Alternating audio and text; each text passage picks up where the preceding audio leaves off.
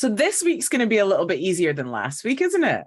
Oh, Christ. It definitely is. That one was like pulling teeth, but I hope that it was helpful at least. Yeah, I hope it was beneficial to people and it makes them feel maybe a little bit less alone in all of this as well. Yeah, absolutely. The shared experience, and yeah, it had to be done. So I'm glad that we did it. Yeah, and now it's out of the way, we can put it behind us and we can get excited about this week, which is Alex Connor. So excited about this one. Alex is such a legend, isn't he? Absolute legend, yeah. So Alex is obviously most people will know because so many people found us via the Boys podcast. So as most of you will already know, Alex Connor is the other half of the ADHD Adults Podcast, which was the inspiration for our podcast. And he is a co-founder of Adult ADHD UK charity. And if you don't already follow them, then you need to get on that because they are doing such amazing work, aren't they? Yes, they are. So Alex has told me that his job title is Reader in Biomedical Science Communication at the University of Birmingham Medical School. And he is also very fancy. And he's also an executive ADHD coach. So I feel like I need to give my own disclaimer with this episode because Alex is so easy to talk to and so interesting that I just felt like we were just having a blether, and I just did the thing that I do sometimes when I just literally go off on one. So I was a bit worried about that, but Alex assured me that it was fine to voice one's opinion. So that's what we're doing, and I hope that is understood, because we do say it enough times, don't we? We literally don't have a clue what we're talking about. You know, like if you are listening as somebody late diagnosed, relatively recently riding the roller coaster, we are you. So exactly. When we our opinions, it's because we don't understand. It's because we're trying to get to grips with all of this. And like, why is this like this? And what does that mean? And surely this. And that's really all we're doing. So I really hope I don't cause anyone any offense with my opinions, because I will be the first to note that they are not educated opinions. They are my inquisitive brain saying, what the hell is all this about? And that's it, really. It's all right. I don't think you did anything too bad. Hey. No, we're all good. We're all good. And opinions are just that. They're opinions. They're not facts. It's just someone's thoughts, someone's beliefs, and there's no problem with that. Yeah. Cat in the background now. She don't care. I know. Cut that out. But yeah, so without further ado, let's get speaking to Alex. Dr. Alex Connor. Woo! Woo! ADHD as females, ADHDAF, ADHD as females, the podcast. Hi, I'm Dawn. Hi, I'm Laura. And we are ADHD AF. We are two neurodivergent neighbours who moved to the same street at the same time, at the same age, with the same undiagnosed disability. What are the chances? Since discovering the enormous impact ADHD has had on our lives and the horrifying numbers of missing undiagnosed females, it has become our mission to make some serious noise. We want to use our voices to raise awareness, break the stigma, and share our experiences in the hope that they help others. So join us for a chat, or as it's called up here in Aberdeen, a blether. Trigger warning, we will be covering some really sensitive topics, so please do have a read of the description of each episode before listening. It's important to note that we are not medical professionals. We're not therapists or coaches. We're not qualified to offer advice or support. What we will do is share our experiences alongside resources and information from professionals. We will talk over each other and we will go off topic and forget the point mid-sentence. We are both assigned female at birth, which means that we can only speak from the experience of life as AFAB people. However, ADHDAF is an inclusive space. Whatever your gender, you are very welcome here. Yes, you are. ADHD as females, ADHDAF, ADHD as females, the podcast. We are very, very excited to welcome Dr. Alex Connor to the ADHD AF podcast, the other half of the ADHD Adults Podcast, which literally inspired what we're doing and properly helped us on our late diagnosis ADHD journey. So welcome, Alex. Thank you so much. You're more than welcome. Thanks for having me on. It's very exciting. It is very exciting. You've been a massive help to us on our journey and helped us understand ourselves better. And just bring about more self-awareness with ADHD. And it's been great. So thank you. It really has been. And all the people who sort of message us and say, what should we do about this or that? Our answer is always the same. Like, we literally don't know. We're the same as you. So we send everyone to you because that's what you're doing with the charity, right? Brilliant. That is, yes. I mean, that's what it was for. And we do it because we kind of do know a little bit because of our academic backgrounds, but we also didn't have anyone to ask. Yeah. Especially when I was diagnosed, there was no one, just nothing. Yeah. Well, just before we dive into it, I actually, because we wrote on our story that you were coming up, got a little message through saying, "Hi guys, and thanks for the podcast. Hope you don't mind some constructive criticism. It may be premature as I haven't heard Alex speak on it yet, but your standard of guest appears to have declined considerably. Any chance of getting James back from last time? Yours sincerely, Jules from Gloucestershire." Sorry about that. Unbelievable. I thought you were going to say Robert from Kidderminster.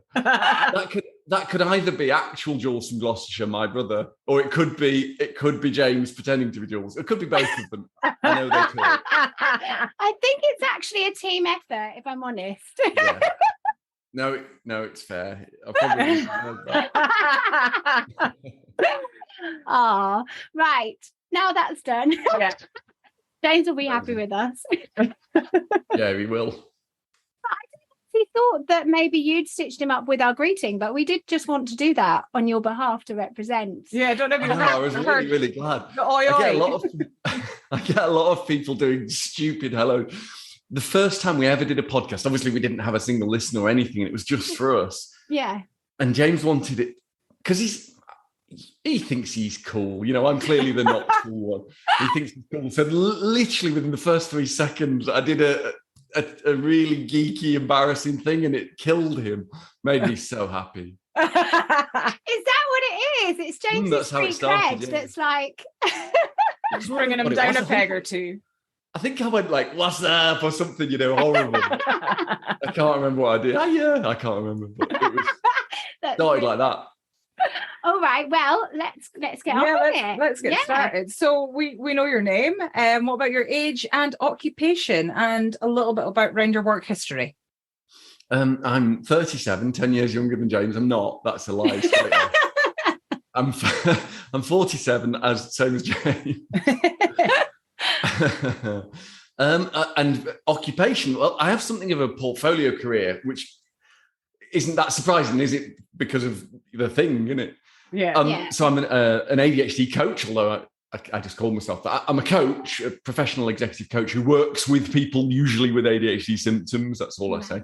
And I'm a consultant on training and educational projects. Evenings and weekends, I have my own company. But I have a day job. I teach medicine at the University of Birmingham, but only the easy bits of medicine before you become a doctor. What are the easy bits of medicine? And where it is, honestly, these bits. And I'm part of a science team as well. And we look at why your brain swells up if you have a bang on the head and what we can do about it. That's what I do.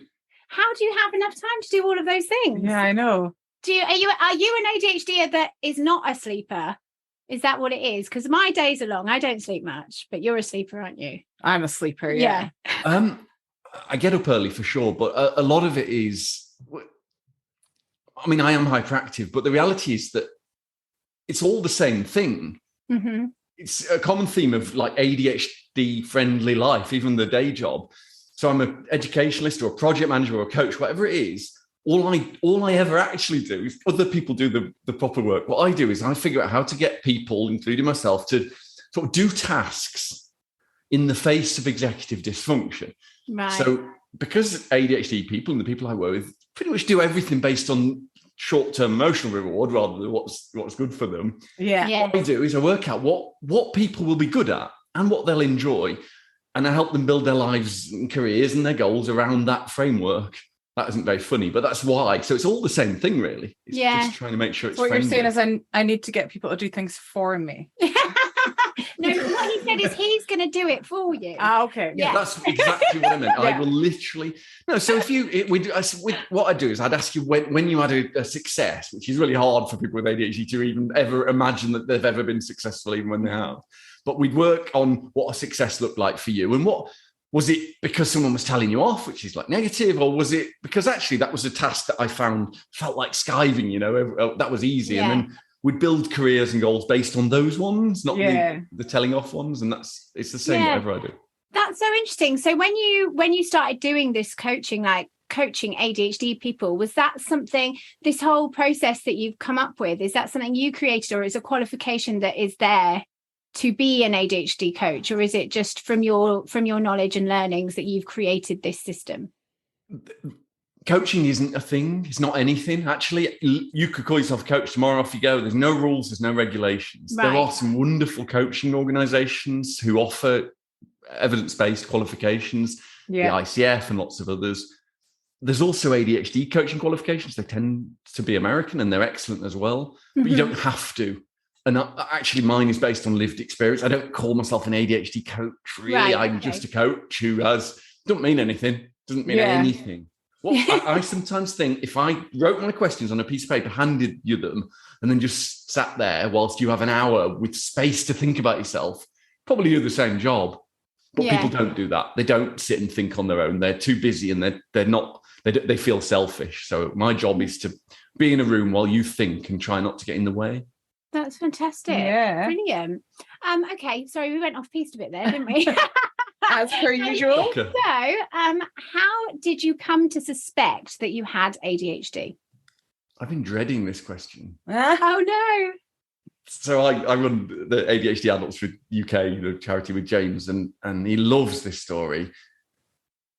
I was a researcher who published papers in adult ADHD for years. I attended the World Federation of ADHD. The first one, the conference, didn't even occur to me. Really? Didn't even. So embarrassing, and a really good example of why academic knowledge isn't the same as lived experience. It's a different thing. It's really shameful. Wow. So why didn't you think that you did? Sorry, that's a really terrible question, but you know what I mean.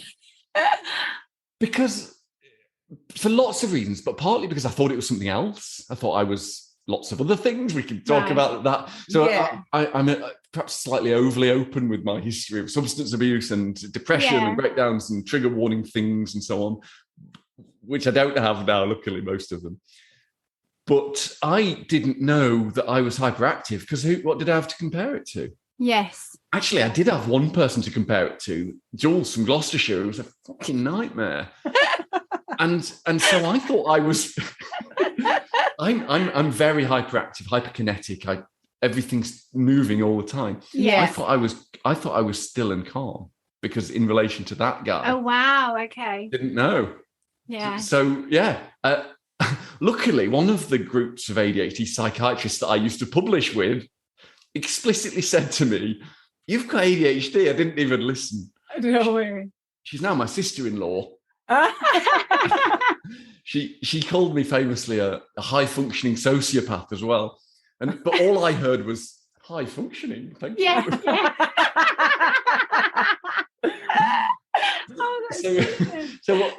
So slowly I started listening. I started learning, and I kind of thought, okay, I've got to listen to this friend stroke now sister-in-law. And so I went to my doctor actually because my drinking was getting out of hand. Right. But I knew I wasn't an alcoholic, a traditional alcoholic. I knew that it was something else. A high functioning alcoholic. Well, yeah, but actually, I'm not one of the morning alcoholics.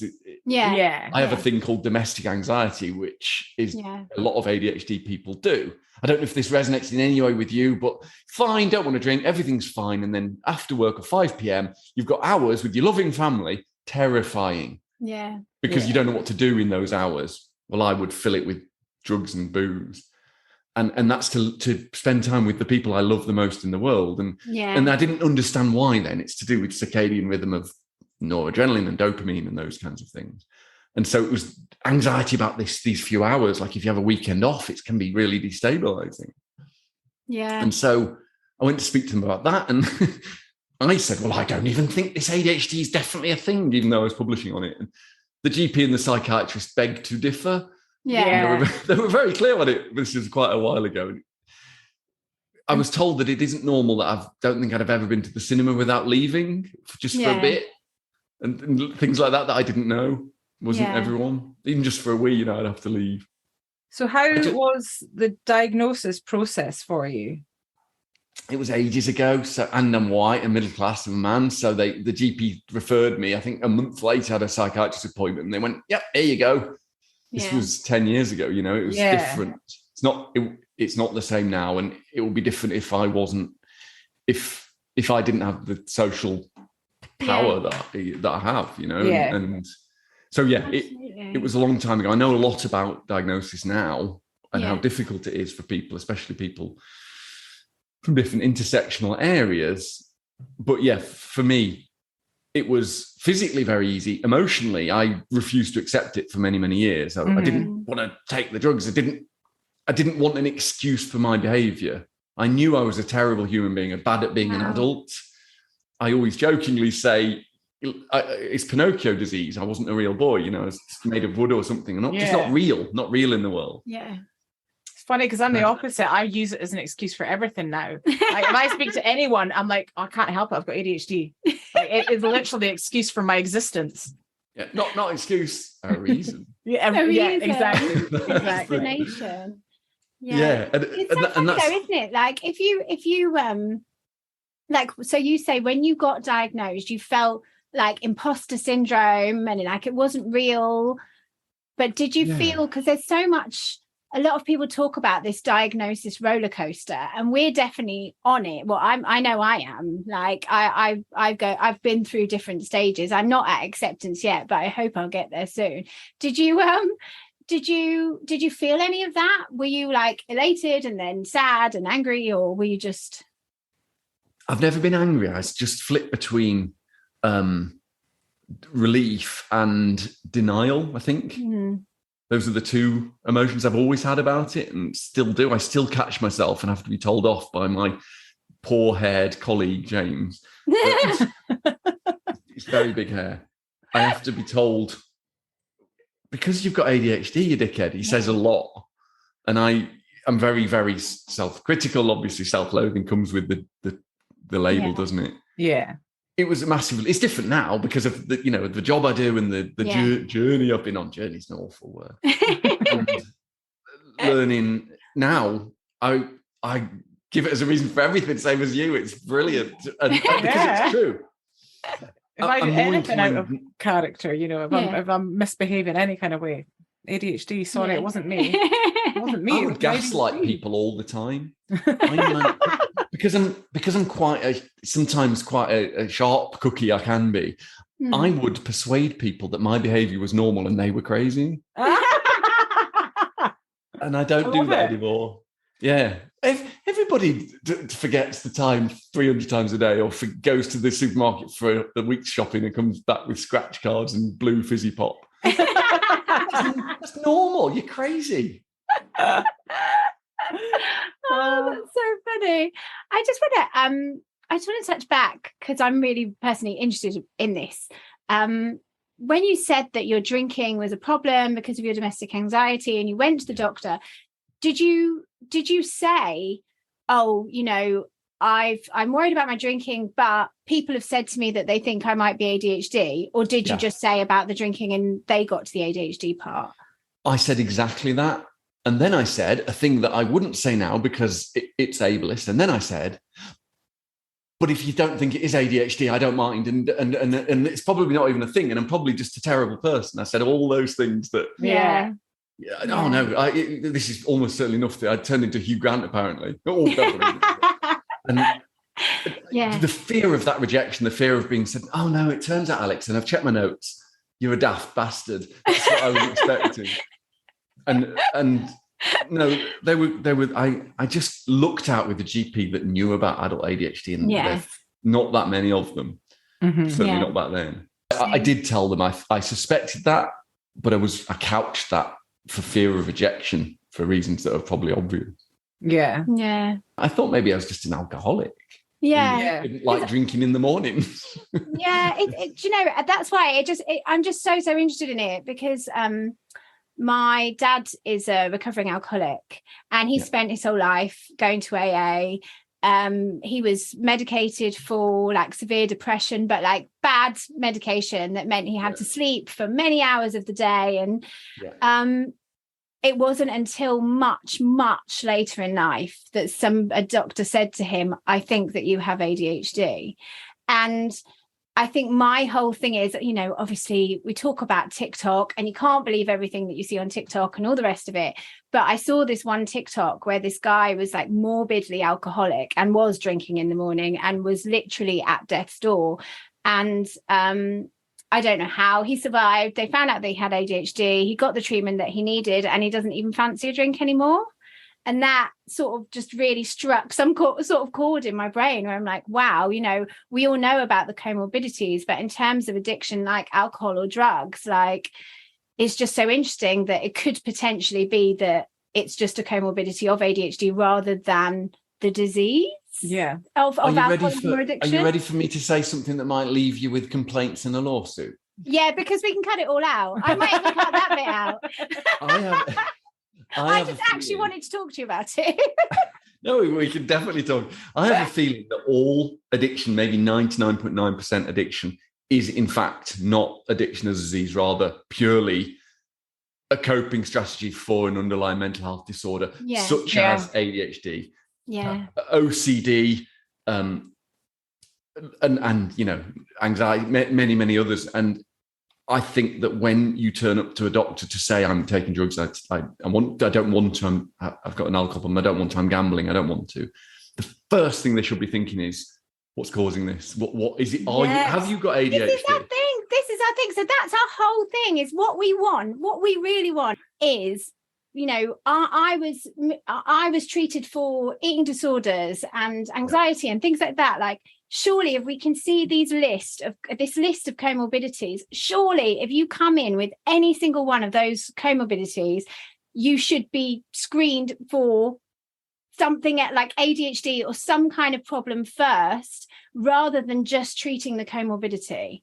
And that's like the big bee in my bonnet. They just treat the things on the surface rather than the root cause. Yeah. And the amount of times I've had antidepressants like thrown at me and like, this is what we'll give you. And I'm not depressed. I can tell you right now, I'm not depressed. I'm hopeful about the future. I'm just sad because I was on lithium and Prozac. You were on lithium? Is that what you said? I was when I first got diagnosed, because I was diagnosed with bipolar and depression, which I have neither, and didn't then. And I knew it wasn't right. Yeah. Luckily, I just binned them. That isn't right. No, it's really not right. In terms of like, you know, the drugs, like there's so much stigma to the ADHD drugs, but like in theory, and I don't know anything at all, but like I've been to those doctor's appointments for, you know, my comorbidities, and they've been like, okay, this is this, tick the list, here's the pills, Prozac, whatever. Like, why is it so difficult to see it through the different lens and be like, okay, I think you've got ADHD, here's the medication for that? And why is that so difficult? Is it because potentially it could be addictive? I don't get it. No, there's no evidence of that. I think that what the diagnostic criteria, so I've turned on the psychoeducation monkey hat. Have you noticed? Yeah, good. Teach us. What the diagnostic criteria say, and what any good clinician or health professional worth their salt would do, is deal with any acute problem first. Yeah. But then very quickly look at what the problem was. So comorbidities, as you've said, that you're more likely to have a comorbidity than not if you've got ADHD. And so any good healthcare professional would say, well, which one's causing the problem? And I don't think we've realised as a society yet that it's more often than not the ADHD, and it can exacerbate the others. Not always true. Everything I say is couched with that, but I really, really wish they would, because it's 1 in 40 of us as adults. Yeah. It's a lot of people. It really is a lot of people. If you are finding this podcast helpful and you're in a position to do so, we are asking that you help us by signing up to our Patreon. In pledges starting at just £4 a month, it will give you access to our We Are ADHDAF community forum, in which we are both active members and we all support and learn from each other. You will also get access to behind-the-scenes content, exclusives, offers, blogs, vlogs, the works, everything in the kitchen sink. Your pledge will also mean that we will be able to continue to put out weekly episodes of ADHD as Females, the podcast. Alternatively, if you would prefer just to make a donation, you can do so by visiting buymeacoffee.com/ADHD as Females. We know that our words are helping people in 164 countries and counting. We really appreciate your support in supporting us to continue supporting the ADHD community. If you are ADHDAF and you want more ADHDAF, join the We Are ADHDAF community. www.patreon.com/ADHD as Females. Right, shall we stop this and go back to talking about you? Yeah. We've had our little ranty middle. The podcast is to have these conversations, right? Yeah. This is lived experience. I think it's really valuable. Much more interesting in me, I promise you. So anyway, where were we? So what has ADHD cost you? Or undiagnosed ADHD, essentially? It's such an interesting question, and I really like it. I thought long and hard about it, because the obvious thing is the money, right? The ADHD tax, which I know you're doing the podcast about, or have, and we are as well. We made you move yours. We didn't even know that was... I know, we're so sorry. We just stomped in there and stole it from underneath you. I love the community of ADHD it's quite a lovely one, I find. Yeah. So, and that's why, we'll do whatever. So I don't want to talk about money with this, because I realise what it costs me, and still does, even though I am treated and I do manage it relatively well. It's peace. Yeah. The concept of peace. From as young as I can remember, I felt different. And I remember begging my brain to just stop. Why won't it stop? Said it out loud so often to my mum. I didn't understand. I knew that other people weren't like this. And just stopped for a bit. I called them the bees in my head. Why won't they stop? And then at 14, I discovered substance abuse. Yeah. And I couldn't believe that the effect that it stopped my brain for a bit. Yeah. And so that's always been a running problem with me. And so when I can't do substances, then I have to live with the bees, which I now try to most of the time. Yeah. So the thing it's cost me is evenings of peace. I genuinely love nothing more than, I feel sick saying this, but my actual family. And just sitting and being with them is one of my favorite things to do. Yeah. And they're safe for me in the safe space. And every single day of my life, about 5-6 o'clock, my shitty little ADHD brain goes, do something else. Feel itchy. Have a drink. Oh, drugs are nice. Do some drugs. Do the drugs. Yeah. And I resent ADHD for that. Yeah. And I try really hard, and I've got loads of coping strategies, mainly sport, which James hates, that I try and do. And, ADHD meditation, which isn't like normal meditation, but just seems so unfair that I can't, that's cost me a lot, that, and it still does. I still want to drink. I want to drink right now. Yeah. I don't like it. Yeah. Yeah. That is it. That, when you're talking, it's just, it's so strange. Like everyone we talk to, even though ADHD presents so differently from person to person, it's just this feeling. It always feels really emotional when we're speaking to people, because it's I hear you. Yeah. And it's so important to be heard, isn't it? Yeah. I think if there is a bright spot with what it cost me, I spent ages looking in psychiatric research for how it feels to have that not peace, and it isn't covered. So I invented the term domestic anxiety for that period, which we and other people now use. Yeah. When the vast majority find peace, we face the opposite. So what I've done is shown off by inventing a new term and told you about it for vast ego instead of actually dealing with it. Well, we appreciate you for that, because then we've got something to call it. The thing that we didn't know what it was, we have a name for it now. So thank you. Horrible, isn't it? No, that's brilliant. So what has changed for you since diagnosis? How often do you ask people this and they say, like I'm about to? Everything.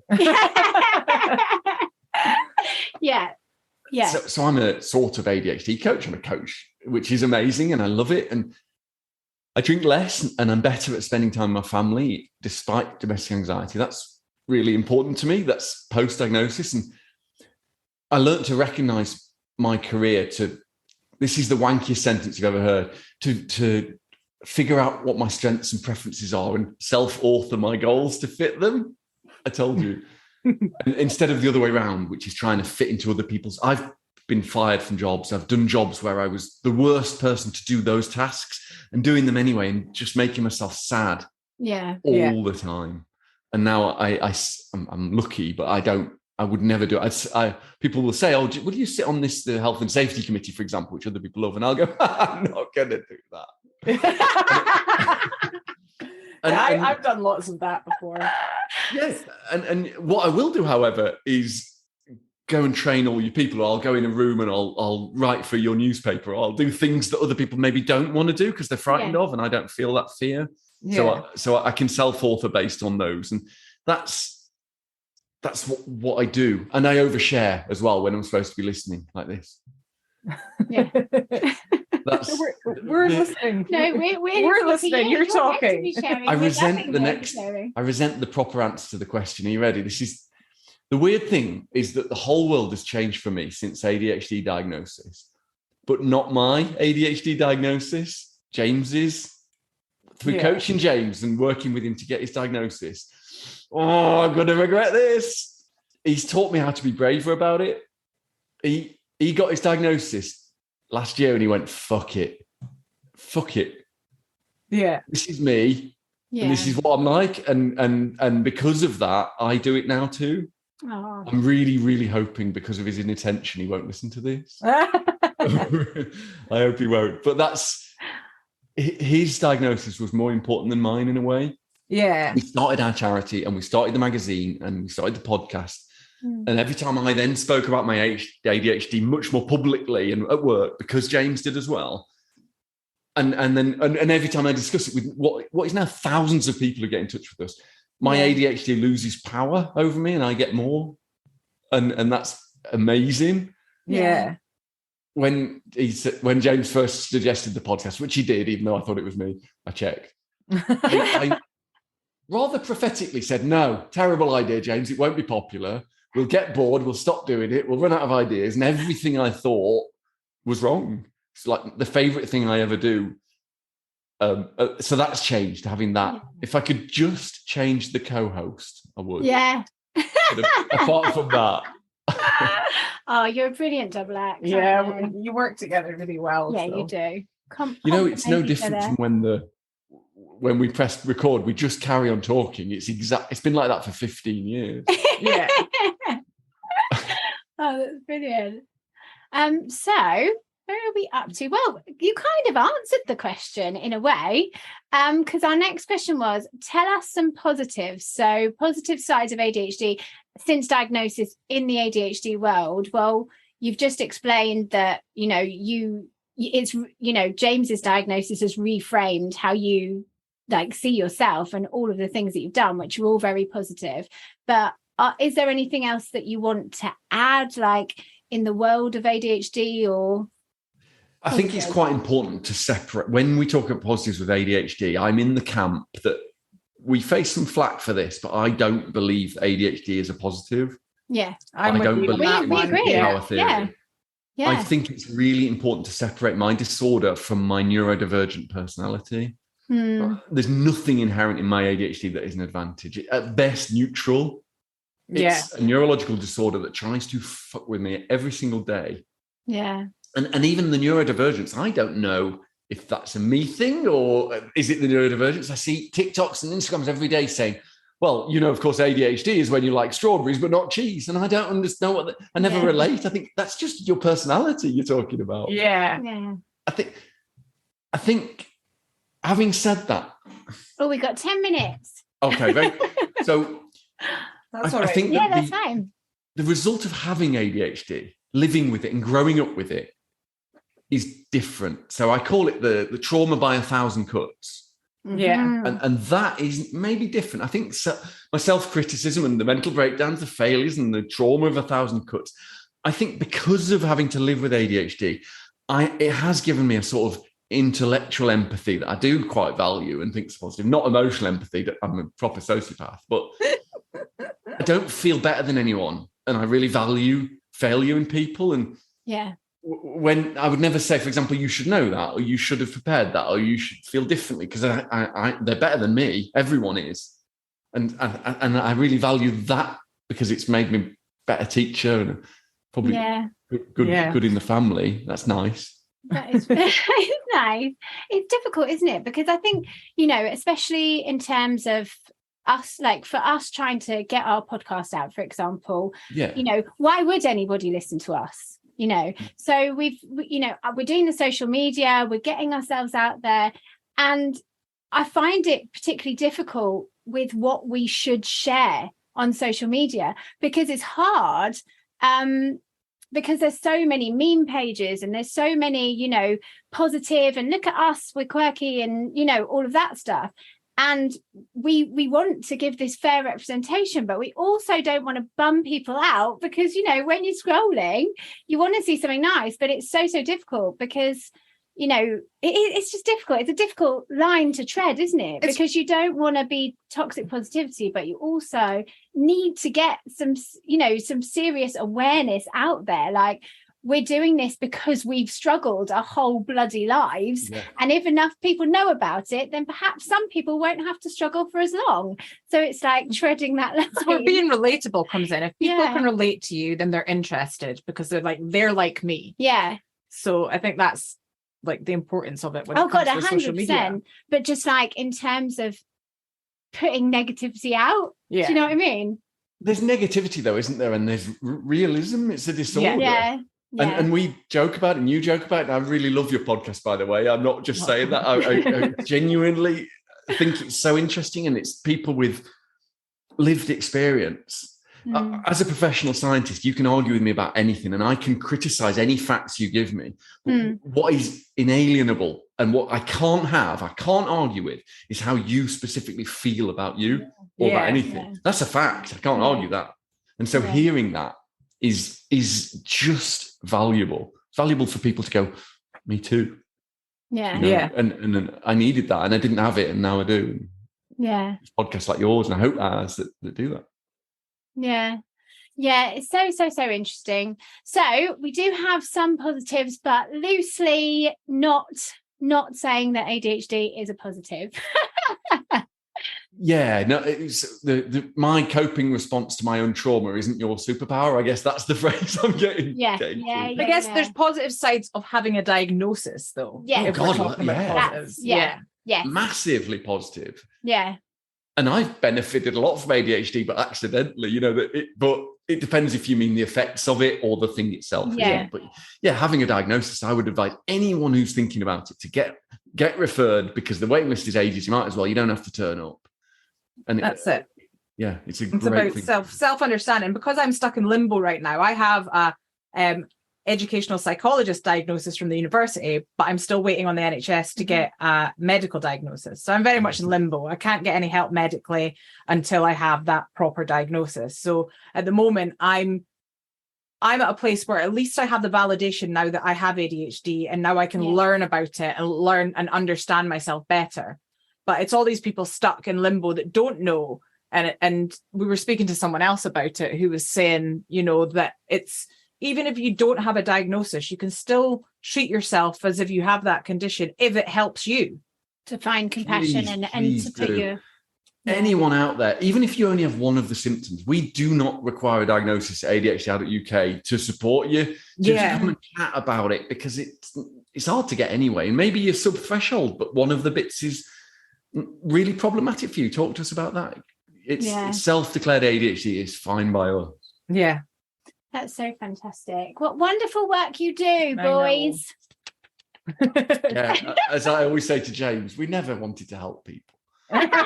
Really about showing off, and now it. I think you two are absolutely ridiculous. You with your like sociopathic tendencies, and James being really mean, and quite clearly you are very, very nice people. So Yeah. you can take that. I call bullshit. You're both really, really lovely people. You know, no, I don't know what to tell you. Monsters. Yeah, well, we know differently. So Yes. So that draws us to a close, doesn't it? does, Unless yeah. you would like to tell us what the most ADHD thing you've done this week is. Oh, yeah, okay. I have got one, actually. Funnily enough, that involves the two people right at the start. So I had to plan to visit my brother last Friday, not Jules, the good brother. And I arranged it all, the time and the route I'd take on the motorway. And on the morning of setting off on Friday morning, I shit you not, I remembered I don't have a car. I mean, how's that possible? And I hadn't had one for some time. And then because I didn't have a, I mean, that is phenomenal. I asked James, how is that possible? And he went, yeah, I know, other people would make that connection, wouldn't they? I just, I'll be fine, I'll turn up. So I did have a car like a couple of weeks. And so I had to get a lift to the supermarket from James. And on the way back, I was like ranting, you fucking idiot, Alex, how did you forget the most important thing you needed? And I said to James, look, I said afterwards when we got, look, I didn't even write it on my list. And then I looked at the list and I didn't get the things that were on the list either. Ridiculous. Oh, Yeah. superb. That was the most ADHD thing that happened. Oh, that is brilliant. Bless you. No. What's your most ADHD I thing actually this week? can't remember, of course. I do have one. Amazing. So I remember being like, oh, I'm showing that, and I've totally forgotten what it is, which is very ADHD. It will come Meta. back to me. Have you got one? I was just about to say yes, and it's totally gone out of my head as well. Pick something up. What have I done? Because there's so many. There are so many. I lost my car. I lost my car this week. There you go. Okay. I park my car like I don't have a parking space, so we've got like it's a free for all roundabout where we live, and I'd parked it. There was no spaces the other day, and I parked it round the corner and completely forgot where I'd parked it. So I came out, looked at the usual part where it is, wasn't there. Got so confused. I was like, "Where's my car?" And then I had to think of what I was doing the night before and try and retrace my steps to remind me where it was. And 5 minutes later, now I'm late for work at this point because I've been worried about where my car was. So eventually find my car around the corner, tucked away at a spot where I never normally park it. And I made myself late for work as a result. Oh, It's dear. such a common one. An ADHD Yeah. friend of mine was sat on the bus, tossing his car keys up in the air on the way back from shopping, and realised he'd driven there. and he had to get a bus back to the car park. That is brilliant. I did that as a kid with my bike, went to the shop for my mum, left my bike at the shop. Yeah. Yeah. That's it. Absolutely. All the time. Yeah. Lost my cars in Actually, supermarkets. The last time I was in London, not car related, but it was the bus bit that triggered the memory in my mind. I had to get a specific bus, and I waited at the bus stop, and I was counting it down on my phone because I couldn't just wait. So I was like, right, it's coming in a minute, and it was saying it was 1 minute away, but this other bus pulled up like just before, like 30 seconds until my bus was coming. I decided to get on that bus, and then about 15 minutes up the road, suddenly realised I was definitely on the wrong bus. So then got off, got back. I think I walked back to the place where I was, which doesn't even make sense, but whatever. Went back to the place where I was, and then I did it again. Got on another wrong bus. Exactly the same way. Like, shit, if I run now, I'll make this bus. Stood there 1 minute to go, bus comes up, got on it, did it. And that's exactly why the it's same good again. to get a diagnosis, isn't it? Because instead of feeling like a shit person, you can go, it de-weaponizes it a bit, doesn't it? That's funny because I have got a brain disorder. It's funny, you know? We are a way to run out of time. So thank you so much, Alex. We really, really, really appreciate it. And it's been so lovely to talk to you. Yes, it has. Thanks for having me on. I really appreciate it. Keep on doing your amazing work, and we'll keep on sending people your way. Yes. Please do. We love that. Brilliant. All right. Anyone and everyone. Bye. Thank you so much. Bye. Bye-bye. That was Dr. Alex Connor. the lovely, lovely, pretending not to be lovely Dr. Alex Connor. Yeah, he's so lovely. Such a nice guy, so easy to speak to. And yeah, that's been a great episode, another great episode. I just feel like there's so much to take away from that. Like, really did teach us some things, and he was really vulnerable. And yeah, I really enjoyed that episode, despite hating how much I flapped my trap. It was great. Love it when you flap your trap. Is that an expression? Am I just... I don't know where that came from, and I'm not even I don't know where that came from. And therein lies a perfect example of flap trapping. It just comes out. I don't know what I'm saying. Amazing. Right, shall we finish this off quite quickly, since we've done a lot of flap trapping? And let's move on to our differences. Oh, please, why? Oh. Okay. So our differences this week is exercise, right? Yes. So I have, just this year actually, because I got so absolutely sick of myself post-pandemic bod and mental health, that I've absolutely forced myself to exercise since January. And You've for been the on first time, it. I managed to keep it up, which is Yeah. just unheard of. But it was just coming from a place of absolute self-loathing and despair.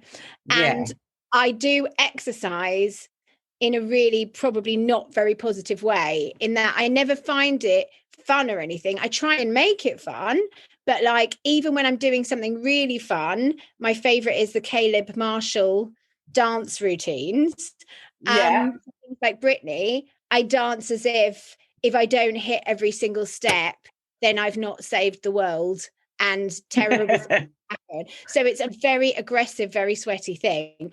But the reason, like, part of the reason why, like, I'm going off on one, aren't I, again? But you prefer to exercise in a group or with somebody else, whereas I absolutely hate it because I'm embarrassed about how much I sweat or how unfit I am, that I would rather do it alone and then actually push myself. Yeah, I mean, it's not that I prefer to do it in a group, it's that I can't do it on my own. Like, I can't motivate myself. Like, I can, but it is a struggle to motivate myself.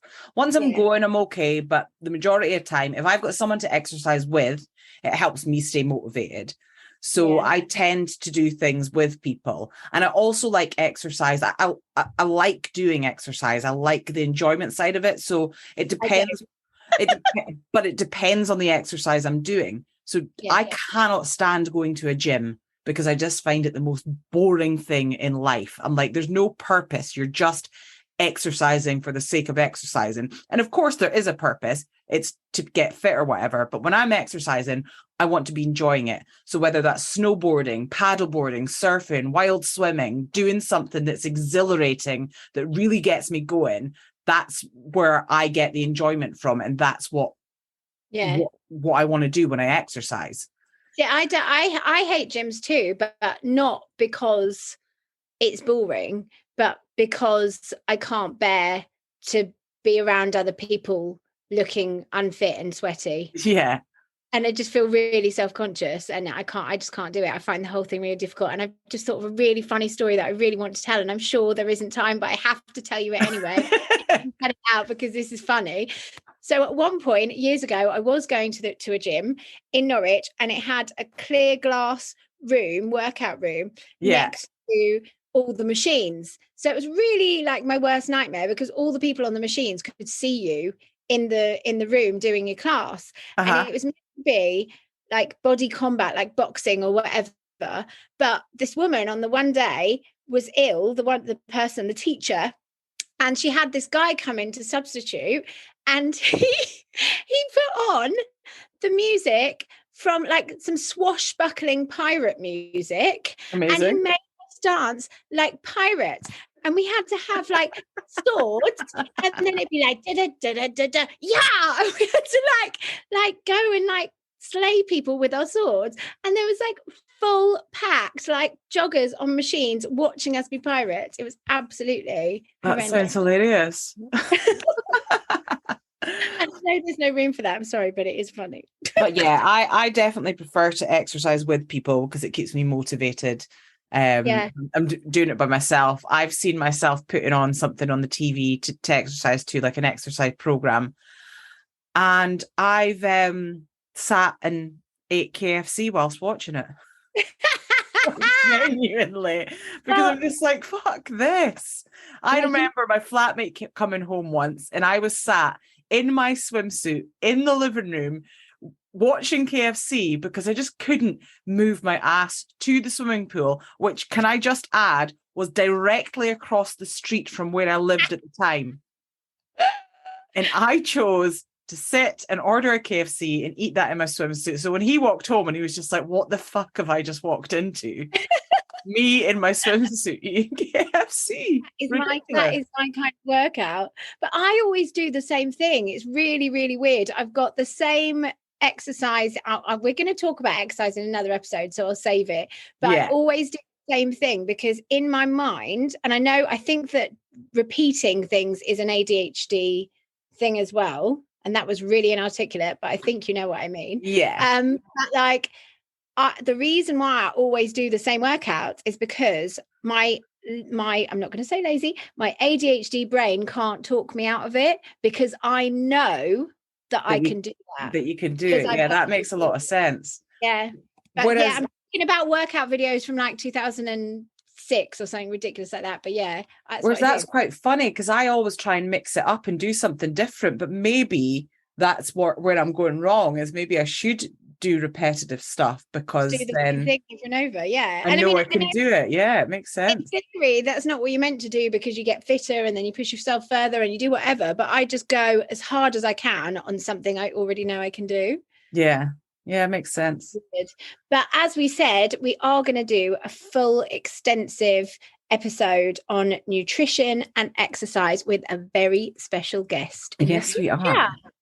Yeah, we are. So I think we should probably call it a day here because we have, what was the word again?